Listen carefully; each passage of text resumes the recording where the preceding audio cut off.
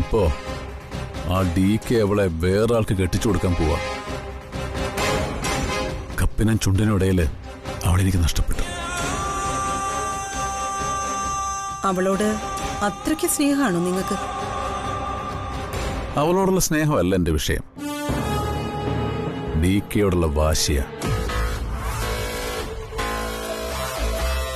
പ്രിയയുടെ പേരില് ഞാൻ ഒരുപാട് അപമാനിക്കപ്പെട്ടു, തല്ലുകൊണ്ടു. എന്റെ ജീവൻ തന്നെ ഇല്ലാതായി. അപ്പൊ പിന്നെ ഒരു ദിവസമെങ്കിലും അവൾ എന്റെ ഭാര്യയായിട്ടിരിക്കണ്ടേ? എന്ത് സംഭവിച്ചാലും അവളെ ഞാൻ ഭാര്യയാക്കിയിരിക്കും.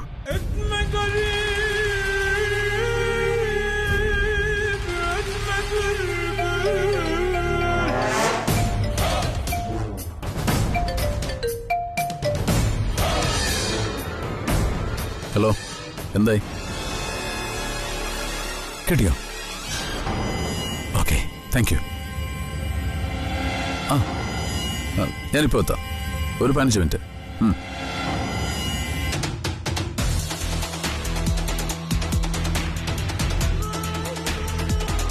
നമ്മുടെ രണ്ടുപേരുടെയും പൊതുശത്രു ഒരാളാണ്, DK.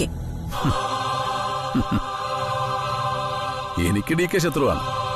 പക്ഷേ നിങ്ങൾക്ക് DK എങ്ങനെ ശത്രുവാകുന്നെന്ന് എനിക്കങ്ങോട്ട് മനസ്സിലാവുന്നില്ല.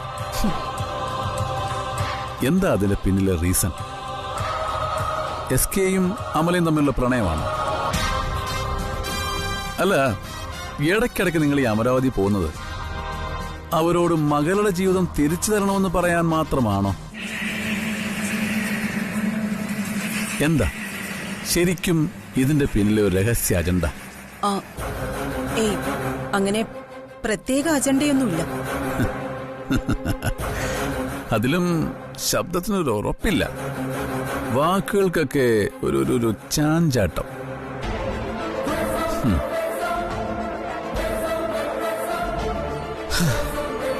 വേണ്ട, എനിക്കറിയണ്ട. അതെന്തായാലും നിങ്ങളുടെ കാര്യം. തൽക്കാലം ഞാൻ പോകുന്നു, എനിക്കൊരു ഗസ്റ്റ് ഉണ്ട്. ഗസ്റ്റോ? ആര്? അത് വളരെ വളരെ പ്രിയപ്പെട്ട ഒരു ഗസ്റ്റാ. കാണാം.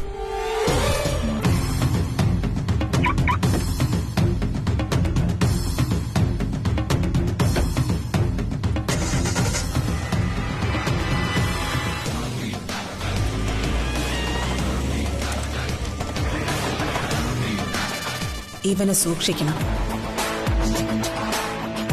ഇവന്റെ മനസ്സിൽ എന്തൊക്കെയോ സംശയങ്ങളുണ്ട്.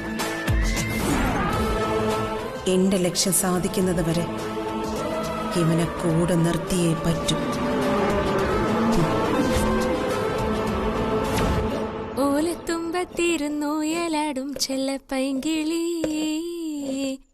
എന്റെ ബാലഗോപാലനെ എണ്ണ തേപ്പിക്കുമ്പം പാടടി, വെള്ളം കോരി കുളിപ്പിച്ച് കിണ്ണരിച്ചോ മനിച്ചയ്യ. ഹലോ ബാലോബാല, ബാലോബാല അവിടെ നിക്ക, എനിക്കൊരു കാര്യം പറയാനുണ്ട്. അവിടെ നിക്ക്, നിക്കവിടെ ഒരു മിനിറ്റ്.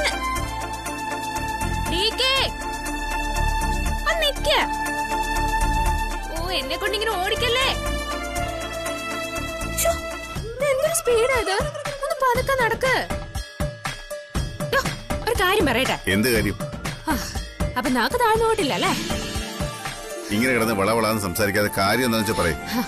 അതെ, ഹോട്ടല് ഞാൻ ഒരുമാതിരി നേരാക്കിയിട്ടുണ്ട്. നേരത്തെ ഹോട്ടൽ വളഞ്ഞിരിക്കായിരുന്നു.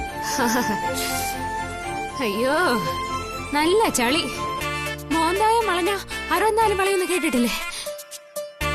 നിക്ക്, അതുപോലെയായിരുന്നു നിങ്ങളുടെ DK റെസ്റ്റോറന്റ്. വല്ലതും അറിയോ നിങ്ങൾക്ക്? എല്ലാം കുത്തഴിഞ്ഞ് കിടക്കുമായിരുന്നു. ഓ, പിന്നെ ഞാനായതുകൊണ്ട് ഇത്രയെങ്കിലും നേരാക്കിയത്. നിങ്ങൾ ഇനി ചെന്ന് അത് പഴയതുപോലെ കോളാക്കരുത്, പറഞ്ഞേക്കാം. ഞാനെന്താ നിന്റെ പെരുമാറ്റച്ചേട്ടൻ നോക്കിയാണോ പെരുമാറാൻ? വേണ്ടിവരും.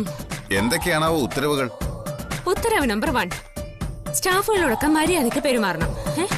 എന്ന് പറഞ്ഞാ ബസ്സിൽ പിടിക്കരുതെന്നർത്ഥം, മനസ്സിലായോ? ഒന്ന് നിക്ക്. എന്റെ അമ്മേ ഓടണോ? ആഹാ ഇങ്ങോട്ട് കളിക്കുന്ന കുശിനിക്കാരൻ നിക്ക്.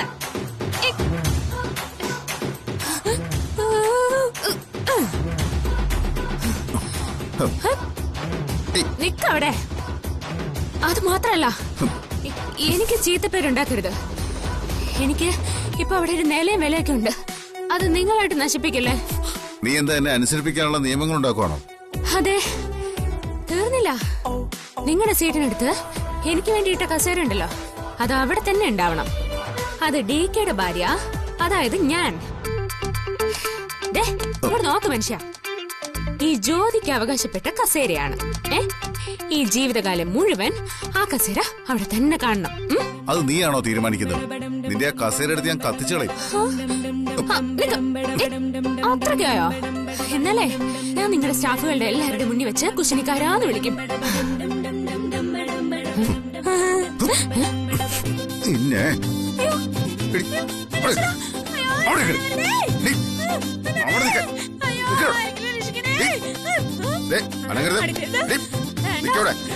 അവിടെ നിൽക്കാൻ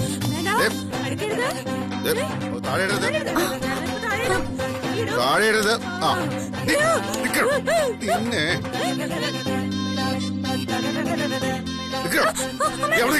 നിന്നെ മര്യാദ പഠിപ്പിക്കാൻ പറ്റുമോ? ഞാൻ നോക്കട്ടെ. എവിടെ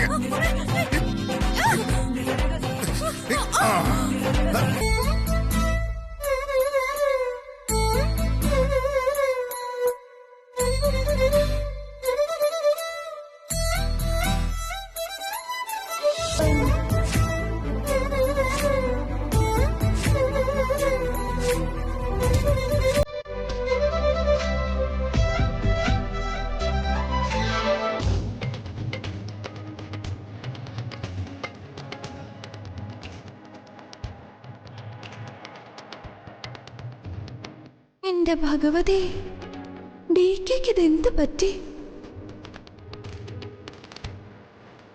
ഇങ്ങനെ പോയ മുല്ലപ്പെരിയാറോ ഇടുക്കിയോ എല്ലാം പൊട്ടും.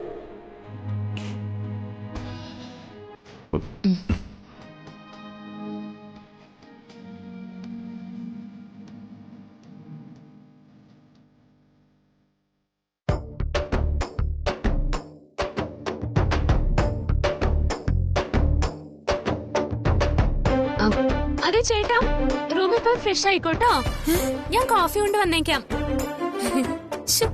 ഈ DKയുടെ ഒരു കാര്യം, ഒരു പരിസരബോധവും ഇല്ലെന്നേ. എന്താ DK നിന്റെ ഇംഗിതത്തിന് പാകപ്പെടുത്തി എടുക്കാൻ നീ കാണിച്ചത്